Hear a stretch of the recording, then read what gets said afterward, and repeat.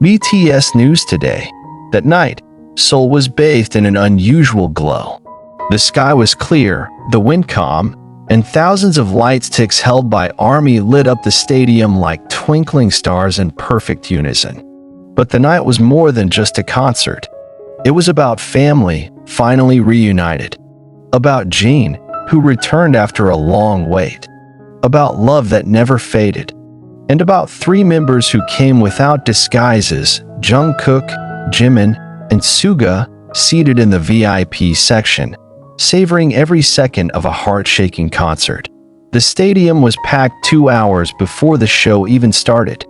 Posters of Jin's face filled the streets surrounding the venue, and merchandise themed around stars and military uniforms were everywhere.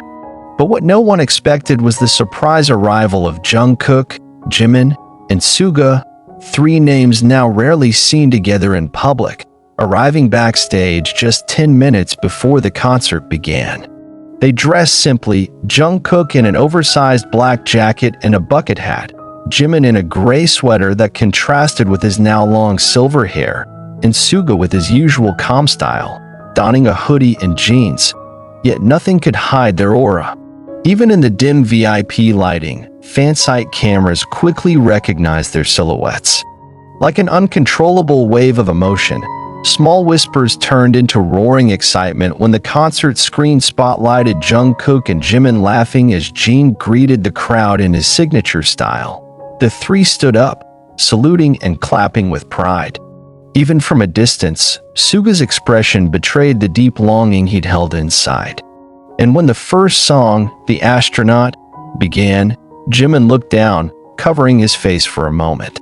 Beside him, Jungkook gently wrapped an arm around his shoulder. SUGA, sitting on the other side, occasionally stared at the stage with glassy eyes. Unlike his usual self, always scribbling lyrics or avoiding the spotlight, tonight, he just watched Jin, finally back. Watched the moment, uncertain if it would ever happen again. The highlight came during the fourth song, a remixed version of Moon, accompanied by galaxy visuals on the giant screens. Jin, in a white costume that reflected the moonlight, moved slowly to the beat. And when the chorus hit, Jungkook suddenly stood and started dancing from his seat. Unaware, all cameras pointed directly at him. His dancing wasn't grand, but full of emotion. His movements gentle, almost mirroring Jin on stage. It didn't take long for Jimin to join. He chuckled softly, mimicking a move, then turned to Jungkook, whose eyes were beginning to tear up. They laughed together, moving in sync, occasionally mouthing the lyrics with soft voices. The audience around them began to cry. Whether it was from the beauty of the moment or from witnessing a love and brotherhood in BTS that had never faded, it was impossible to say. SUGA finally stood, not to dance, but to capture the moment with his phone.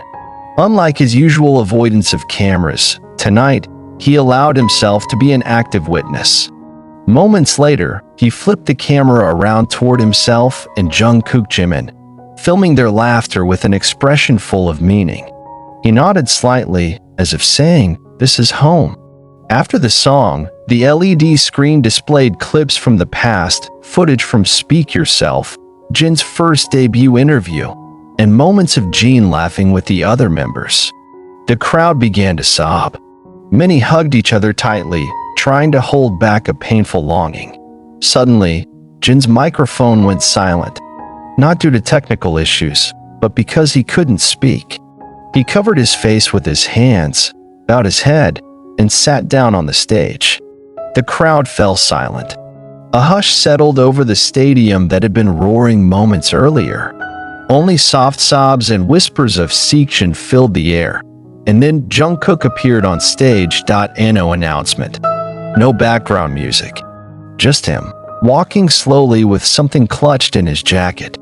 Jimin followed soon after. SUGA remained at the edge, not climbing up, only giving a look that said, "Be with him." Jungkook knelt beside Jin. He opened his hand, revealing a small RJ doll, Jin's BT21 character, long a symbol of warmth. He placed it on Jin's lap, then embraced him tightly, without a word. Just a hug. Jimin joined them, wrapping both in an embrace from behind, and in that moment, time stopped. The three figures, standing, sitting, and embracing under the artificial moonlight, surrounded by tens of thousands of breathless armies, etched a memory into the hearts of everyone present. Minutes later, Jin stood again, his face still wet with tears, but now he smiled. He looked at Jungkook and Jimin, then said, "Thank you for coming. I missed you all." Jungkook only nodded with a small smile, but his eyes said everything unspoken, the longing, the regret, and a love too deep for words. The concert continued, but the mood had changed. No longer just a performance, it was a reunion, a home, briefly whole again. The final song, Epiphany, took everything back to the beginning. Jin sat at the piano, played the opening notes with a trembling but hopeful voice, and began to sing. Jimin and Jungkook returned to their seats, arms around each other's shoulders, softly singing along. A fan-site camera caught the moment when Jimin glanced at Jungkook with a gentle smile, briefly touching his hand. A simple yet profound gesture. SUGA, watching from stage right, smiled faintly with eyes tired. But at peace. As the concert ended, Jin stood at center stage to deliver his farewell. But before leaving, he said, "I wasn't the only star tonight. Thank you to my little brothers who came. Jungkook, Jimin, Junghyun, you know I love you, right?" And the cheers shook the Seoul sky. The applause didn't stop, nor did the tears. That night, cameras captured the three of them walking out together. Jimin held onto Jungkook's arm. SUGA walked behind them, smiling. No bodyguards, no professional cameras. Just three people who had made history, walking toward a waiting van. But before getting in, Jungkook looked back. He gazed at the stadium once more, took a deep breath, and said quietly to Jimin, "Tonight feels like the beginning again, doesn't it?"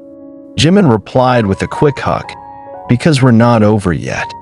And that's where the story ends, or maybe where a new one begins. Army knows. BTS isn't just a group, they're a family.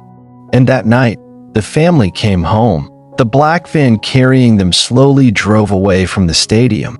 Through the dark-tinted window, Jimin's silhouette could be seen glancing out, eyes fixed on the starlit sky.